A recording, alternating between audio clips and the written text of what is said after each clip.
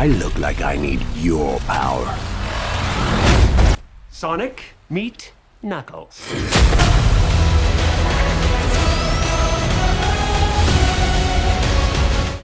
Sonic the Hedgehog 2 is the sequel to one of the only notable movies from 2020, and follows Sonic wanting to prove himself as a true hero, but is put to the test when Dr. Robotnik and his new partner Knuckles return to Earth to find the Master Emerald. I found the first Sonic movie to be a fun adaptation of the popular Sega character. It wasn't perfect, it was pretty much just Sonic running around in live action land for an hour, but it was clear there was some genuine passion behind the project. I mean, what other film adaptation cared so much about the fans they redid the visuals just to make the movie as satisfying as it could have been? The film gets all my respect for that reason alone. And similar to the first movie, I definitely don't think Sonic 2 is a perfect movie, but it was still a really fun time, and as many might have guessed based off the trailers, I consider this better than the original. Easily the best part of this film is how well it pays tribute to the game. As mentioned, the first Sonic film was more of an introduction to the character rather than actual Sonic the Hedgehog movie. But here, everything fully feels like a proper film version of the games, through the portrayal of the characters, the story, the locations visited, and the amount of fan service and references sprinkled throughout the movie. Normally, fan service fueling a film's story these days is a complete gamble. When used right, it could be amazing. When used poorly, yikes. But after the lack of references in the first Sonic movie, it feels needed, and it's all thrown into the film in a very genuine way rather than feeling forced. The action was also extremely well staged, there's so much creativity, and an overall feeling of classic gaming whenever a new action sequence comes on. And they never get boring or tiresome, even if the final battle, in my opinion, dragged on for a while. I also appreciate how this film isn't afraid to take on a more animated look to its visuals, as a way to call back to the visual nature of the Sonic franchise rather than trying to be realistic. Wink, wink. The animation designs on the CGI characters all look reminiscent of their original game counterparts. I also love how this film goes out of its way to expand the world of the original movie. Not only do we get that through the locations and plot points from the games, but they have some great callbacks and follow-ups to the original movie. A great example of that is how they explain Knuckles' origin, why Tails came to Earth, and that Owl Mom from the original movie. Remember her? No, you probably don't, but they go back and fully establish everything we didn't get to know about her from the first movie.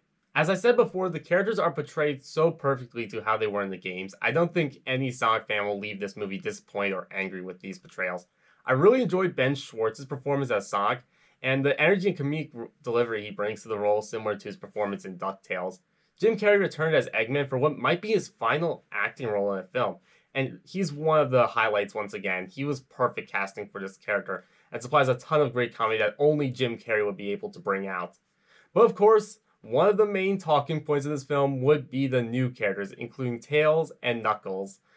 I would honestly die for Tails after watching this movie. He's such a wholesome, innocent character, and it's clear the people behind the project knew exactly why he's a fan favorite. Bringing back Colleen O'Shaughnessy was genius. She's the only one who could play this character.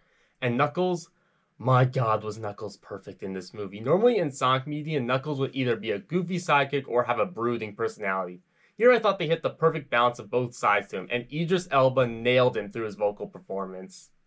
One thing that continues to surprise me with these Sonic movies is how the human characters aren't that bad, which is strange because most cartoon characters in live-action world films would have insufferable human characters that completely distract from the story and have more screen time than the actual animated characters we came to see. Am I right, Tom and Jerry 2021? James Marsden remains fun as Tom and continues to have some great interactions with Sonic. Tika Sumpter and Natasha Rothwell both have bigger parts in this film, and were shockingly fun whenever they were on screen. Shamar Moore was a nice addition to the cast, Adam Pally had some great moments as Wade, and Lee Majdu was just perfection as Agent Stone. Honestly, of all the characters, he deserved more development and screen time. Although I feel like some of the flaws with the movie stuck out to me more in this one than the first. Like, the opening does not leave a good first impression for the film. They jam-pack it with a barrage of lowbrow kiddie jokes, which could have easily been taken out. I get the movie has family appeal, but considering the wide demographic Sonic has and how this one would probably attract more adult fans with how it looks more faithful to the game, I'm sure they could have taken out a few. Thankfully, there are a couple of really great jokes throughout the film, even if those lowbrow jokes are still there in between. The adventure in general takes a while to get started, but once Tails comes out of that endgame portal, the movie is all uphill from there. Also, there were some times when the movie got a little too random XD for its own good. And I personally never liked the whole Sonic being treated as a kid thing these movies did, probably because he never seemed like a childlike character before, and he was literally marketed to have teen appeal back when he was introduced in the 90s. But that's just more of a personal issue, not a major criticism I have for the film. While it's not a perfect film, Sonic the Hedgehog 2 is a really fun time, and, as expected, an improvement over the original movie. Obviously, if you enjoyed the first movie, you're going to enjoy this film. And of course, it's most likely going to please Sonic fans in general. And as I said, this one seems to be going for a family appeal like the first, so I don't know, take the kids. I'm sure they'll have a good time. I'm giving Sonic the Hedgehog 2 a 7 out of 10. So those are my thoughts on the cinematic achievement Sonic the Hedgehog 2. What did you think of it? Are you enjoying these film adaptations of Sonic? Do you want to see more? Leave your thoughts in the comments below. Thanks for watching. Be sure to like the video and subscribe for more reviews. You brought some kind of space porcupine. I am an echidna warrior.